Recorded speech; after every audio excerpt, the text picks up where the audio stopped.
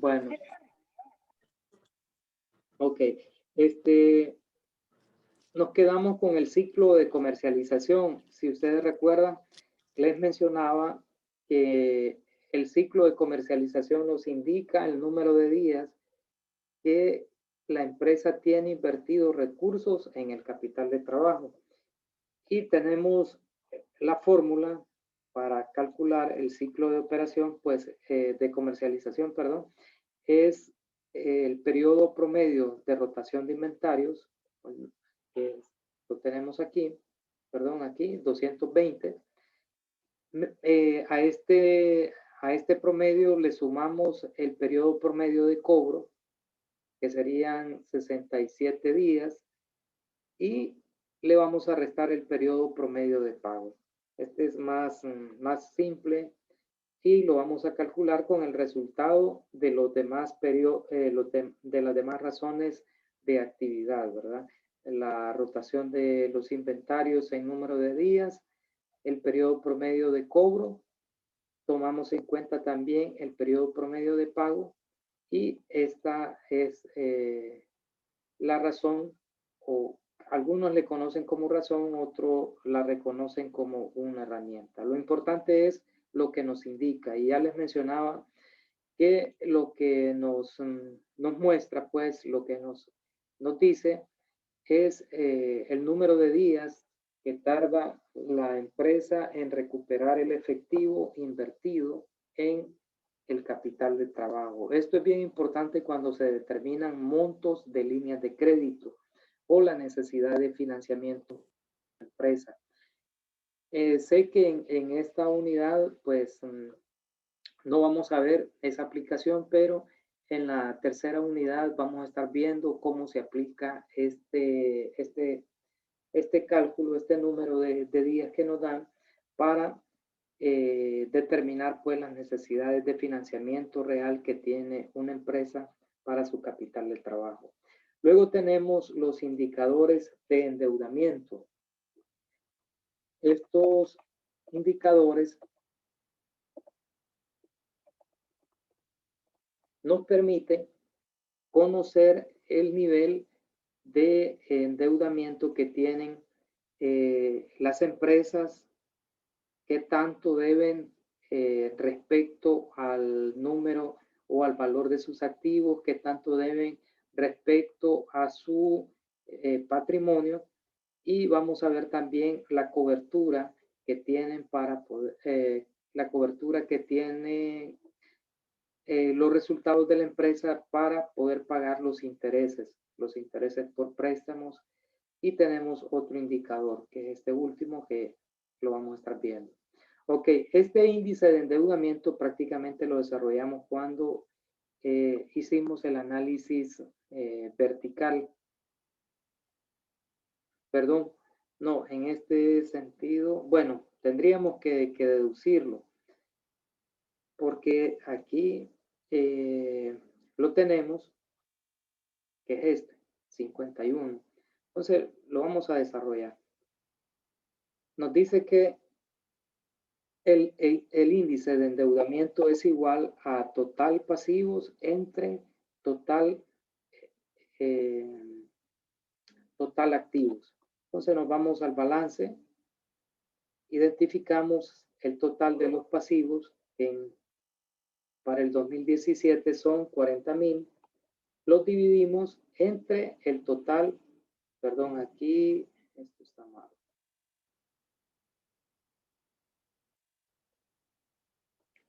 Tenemos los pasivos totales, tanto pasivo corriente como pasivo no corriente, son 90,000. Y los vamos a dividir entre el total de activos, que son 177,395 para el año 2017. Y encontramos que es 0.51. Esto se acostumbra a, ustedes lo pueden poner en veces, lo pueden dejar en veces aquí, si gustan, pero también lo pueden pasar a porcentaje. Si lo ponemos en porcentaje, pues sería el 51%. Entonces, si ustedes quieren dejarlo en número de veces, solo que el comentario o la interpretación que harán estará en función del número de veces. ¿Qué significa esto? Que por cada unidad monetaria que la empresa tiene invertida o que tienen activos, debe 51 centavos. Más del 50% de sus activos, pues están comprometidos de alguna forma con bancos, con proveedores, con otro tipo de acreedor, pero sí lo que muestra es el nivel de compromiso que tiene la, la empresa, ¿verdad? Entonces, no sé si tienen alguna duda, es muy simple el cálculo, solo es tomar los pasivos, dividirlos entre el total de activos. Sin embargo, la aplicación o interpretar qué porcentaje o qué número de veces pues, es correcto, pues es un tanto subjetivo porque va a depender del tipo de empresa que estemos analizando, va a depender de la industria en la que está la empresa que vamos a analizar, va a depender de varios factores. Entonces, sí se tienen parámetros. Para el caso de proyectos hidroeléctricos, proyectos así de inversión fuertes, tal vez pongámosle esos megaproyectos, ¿verdad? Que se desarrollan. Bueno, que para nosotros son megaproyectos porque son grandes, ¿verdad? Requieren de hasta de más de 100 millones de dólares. Estamos hablando más de 2.500 millones de lempiras, entonces ya son montos muy significativos, tal como un proyecto hidroeléctrico, ¿verdad? Si ustedes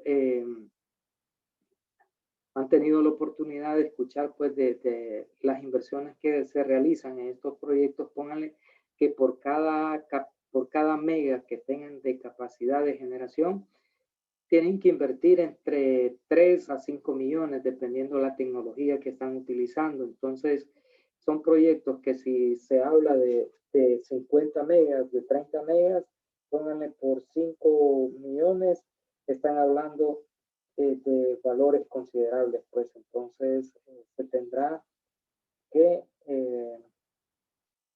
tener un alto endeudamiento. Entonces el endeudamiento generalmente anda 80-20. Es decir, 20% aportan los socios y un 80% lo pone el banco o lo ponen otros socios estratégicos. Entonces, mientras que si estamos analizando una empresa que se dedica a la comercialización de productos, tal como un Diunsa, esperaríamos pues de que la relación de endeudamiento ande en un 70%, como por mucho. Si es un supermercado, igual esperaríamos que ande por ahí el endeudamiento. Esperaríamos también que sus activos estén principalmente concentrados en el capital de trabajo o en el activo corriente, ¿verdad? Porque no es el negocio de los supermercados construir grandes edificios que después de tener una disminución en sus ventas, pues se verían lógicamente afectados porque no tendrían cómo pagar esos financiamientos para construir esos grandes edificios. Y ustedes recuerdan el último supermercado o el supermercado que recientemente tuvo un problema de liquidez. Esa fue la causa principal. Se puso a construir sus propios locales y lo hizo de manera acelerada, no planificó su crecimiento y esto le generó, tuvo que sacar cualquier cantidad de dinero, construir tanto a través de préstamos como dinero de su capital de trabajo, lo tomó para construir, lógicamente se miró afectado y terminó cerrando, pues yo creo que la mayoría de sus puntos de venta. Entonces, es algo bien importante medir el endeudamiento y siempre hay que relacionarlo con la liquidez que tiene la empresa. La empresa podría tener liquidez, sin embargo, podría estar bien endeudada. Entonces, es más permitido o más manejable un alto endeudamiento que una baja liquidez. ¿Por qué? Porque si tenemos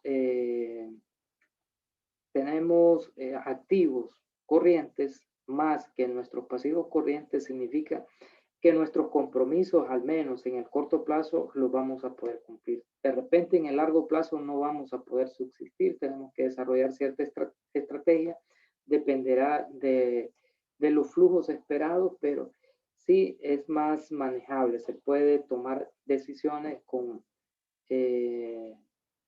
anticipación como para poder corregir la situación. Sin embargo, en una baja liquidez que tenga una empresa, prácticamente si no se hacen o si no se toman las decisiones oportunas, pues se tendrán los problemas.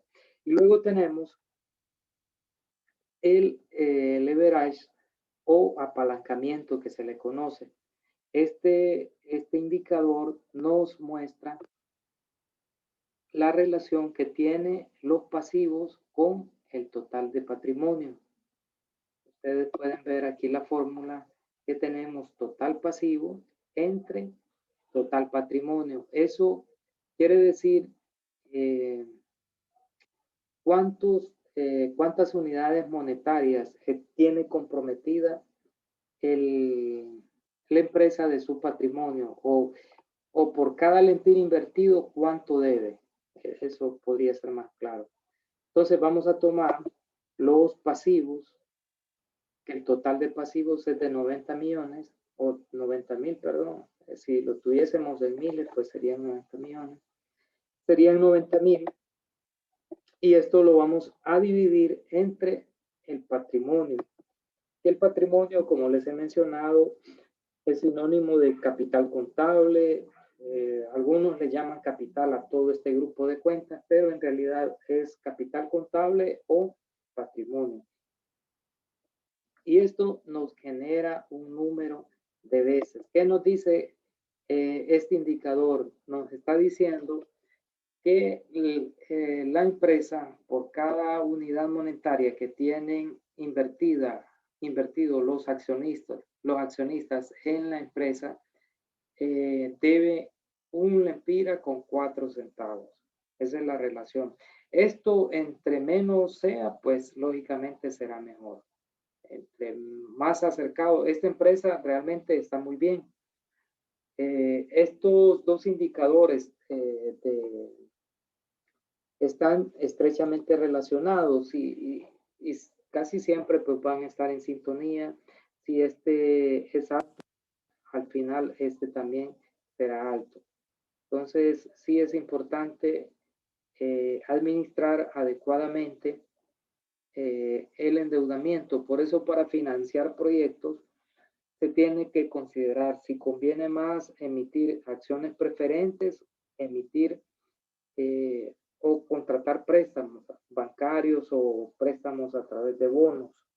Entonces, son decisiones que se toman en el área financiera, en la administración financiera, porque en una SA pues se tiene la opción de emitir acciones preferentes, que las acciones preferentes forman parte de lo que es el patrimonio, se ubican en esta parte del balance y no van aquí.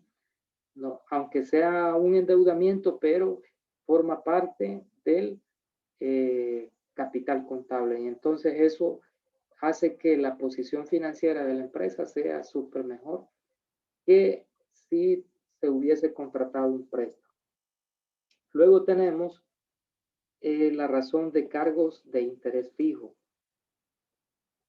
Antes vamos a retroalimentarnos con lo que tenemos en la presentación. Ya miramos la razón de endeudamiento. Existen dos tipos generales de medidas de endeudamiento. Medidas del grado de endeudamiento, que eran lo que estábamos viendo, que era en este caso los dos primeros indicadores de esta categoría de indicadores. Medidas del grado de endeudamiento, lo medimos respecto al total de activos y lo medimos respecto al patrimonio. Luego tenemos el otro tipo o medidas de endeudamiento a través de medir la capacidad de pago de las obligaciones que tiene la empresa. Y esto es lo que vamos a medir con la cobertura de de interés fijo. Tenemos medida del grado de endeudamiento, está el índice de endeudamiento o la razón de endeudamiento que está determinado por esta fórmula que ya la miramos. Luego tenemos el leverage o apalancamiento, que de igual manera es una medida del grado de endeudamiento. Nos indica qué tan endeudada está la empresa. Recuerden que entre más bajo sea, es mejor. Sin embargo, puede ser mejor, pero no el escenario adecuado. Porque perfectamente podría tener una empresa un endeudamiento de 0%, es decir, que solo tenga lo que realmente necesita. Sin embargo, esto financieramente no es bueno. ¿Por qué? Imagínense que si nosotros tenemos 100,000 empiras para desarrollar un proyecto, lo vamos a hacer aquí en esta página. Tenemos 100,000 empiras para desarrollar un proyecto, ya sea producción o comercialización. Necesitamos 100,000 empiras. Resulta que nosotros tenemos estos 100,000 disponibles. Los podemos tomar y desarrollar el proyecto. Pero también tenemos la opción de sacar solo 20,000 y buscar con un banco 80,000. Y estos 80,000 el banco nos los va a prestar a una tasa de interés de, pónganle, del 12%. Entonces, al final del día, los recursos propios siempre son más caros, es decir, siempre los fondos que tenemos nosotros deben de tener una tasa mayor que la de los intereses bancarios. ¿Por qué?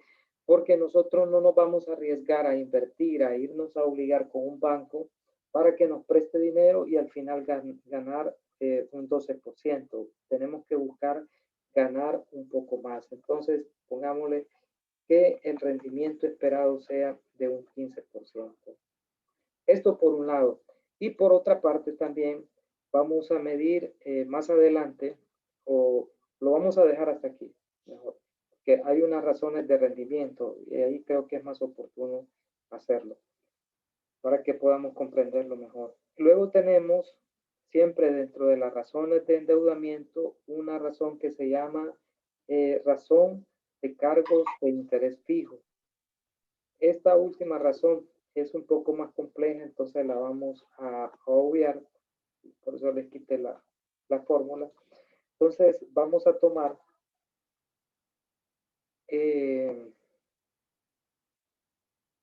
como medida de capacidad de pago de deuda este indicador, que es la razón de cargos fijos de interés. Y la fórmula está dada por la utilidad antes de intereses e impuestos. Ya vamos a ver cuál es esa utilidad, dividido entre el total de intereses. Este dato de los intereses ya vamos a ver cómo lo podemos determinar, porque muchas veces no son los intereses, sí, en este caso sí son los intereses que nos indican el estado de resultado. Entonces, tomamos la utilidad antes de intereses e impuestos. Vamos a buscar el estado de resultados y tenemos que la utilidad antes de impuestos e intereses va a ser esta. A esta utilidad antes de impuestos le vamos a sumar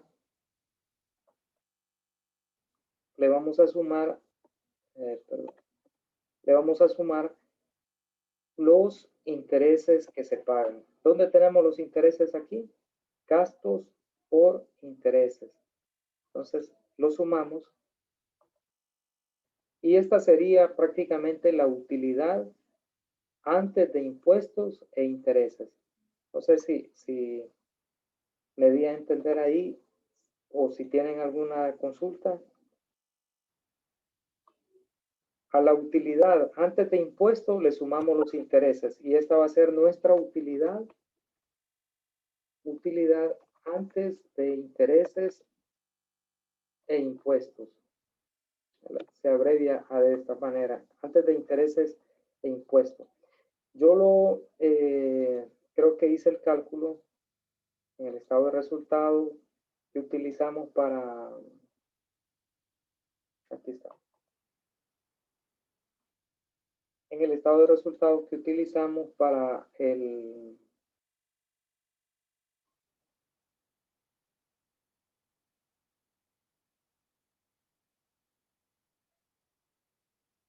bueno, que aquí se está considerando la parte que no se consideran los otros ingresos por intereses.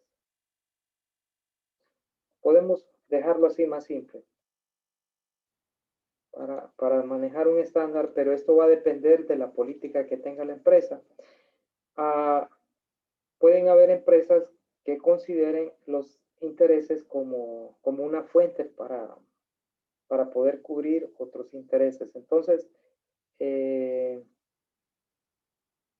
lo vamos a dejar tal como está aquí para no complicarnos. Sería la utilidad de operación.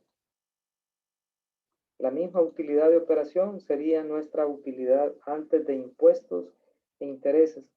Entonces, para encontrar nuestra razón de cobertura de cargos de interés fijo, vamos a dividir la utilidad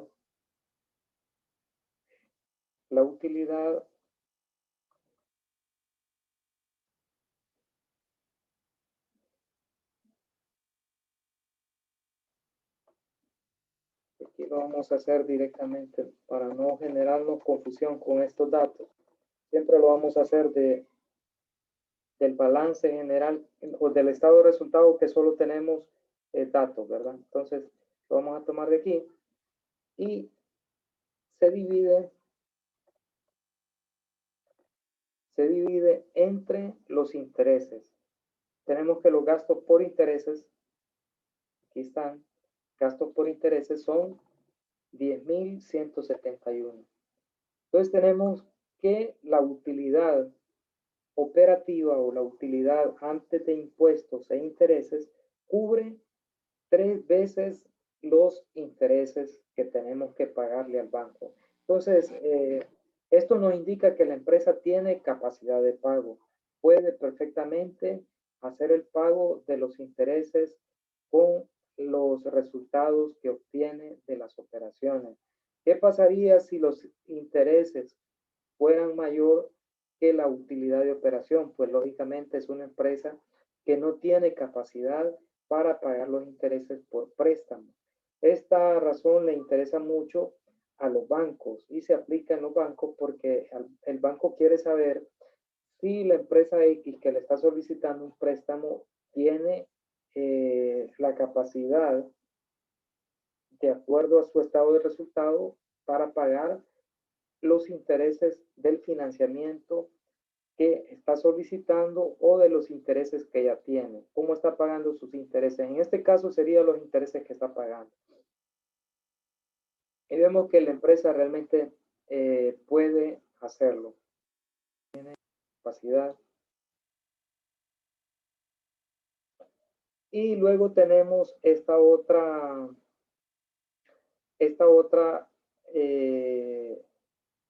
razón, que esta lo que mide es la capacidad siempre de que la empresa puede tener para cumplir con las obligaciones y pagos fijos, con los intereses y el principal de los préstamos, pagos de arrendamiento, dividendo, acciones preferentes, tal como sucede con la razón de cargos de interés fijo. Lo único que aquí agregamos no solamente los intereses, sino que consideramos los pagos por arrendamientos. Arrendamiento se refiere a arrendamiento financiero, que es cuando una empresa, en el caso de que necesite comprar un equipo, pero no quiere comprarlo con sus recursos, ni quiere ir al banco para que le den un préstamo y hacer la compra del equipo, sino que se va a una empresa que se dedica al arrendamiento. En nuestro país hay varias, está Leasing Atlántida, creo que hay otras empresas de arrendamiento, BAC creo que tiene una empresa también que se dedica a hacer arrendamiento financiero. A este tipo de cosas se refiere. Y luego se hace una suma de los pagos del principal que se hace a estos valores y también de los dividendos que se pagan por acciones preferentes. Es cuando en la estructura del capital la empresa tiene acciones preferentes. Y luego se aplica esto porque vamos a restarle vamos a multiplicarle los intereses que la empresa deja de pagar cuando hace el pago de los intereses. Este es un tema un poco más enredado, entonces lo vamos a dejar porque aquí tendríamos que saber qué es T. En este caso, T es la tasa de impuesto que se paga en el país. Para nuestro caso, nuestro contexto, en el país se tiene establecido una tasa de impuesto sobre la renta del 25%, más el 5% de aportación solidaria, que aplica cuando una sociedad tiene una utilidad superior al millón de lempiras.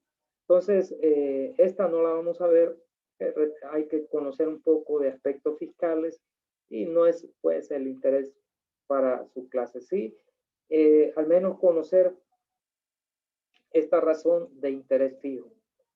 Determinar si la empresa cuenta con capacidad para pagar al menos los intereses, que es lo más común. Acciones preferentes es muy raro que una empresa tenga. De igual manera, arrendamiento financiero es muy raro. Lo más común es que tenga préstamos y por tal razón el gasto que vamos a encontrar son los intereses. Luego tenemos las razones de rentabilidad. Creo que, bueno, solo tenemos 2 minutos. Los compañeros que no han registrado su asistencia a la reunión pueden hacerlo. Va a estar habilitado hasta las 7, ¿verdad? Para que no se vayan a quedar sin hacer el registro. Luego que nos desconectemos, les voy a pedir que nos conectemos unos 10 minutos más para aprovechar a ver los indicadores de rentabilidad. Ok, en los indicadores de rentabilidad vamos a medir qué tanto o qué porcentaje es el que gana la empresa sobre el total de sus ventas. Vamos a medir el margen operativo, es decir, después de rebajar nuestros gastos de operación, qué porcentaje es el que estamos ganando sobre las ventas y luego de rebajar los gastos de venta o los gastos operativos, vamos a considerar también qué tanto ganamos sobre las ventas ya neto, ¿verdad? Entonces vamos a decir la utilidad neta entre las ventas. Y estas serían las 3 principales. Está esta, que es la ganancia por acción, que esto aplica más en las sociedades anónimas. Cuando una sociedad es anónima, entonces igual la vamos a ver. Sin embargo, para este cálculo necesitamos tener algún dato adicional, que es el número o el número de acciones o cuánto es el valor de cada acción. Y luego tenemos este indicador nos muestra cuánto es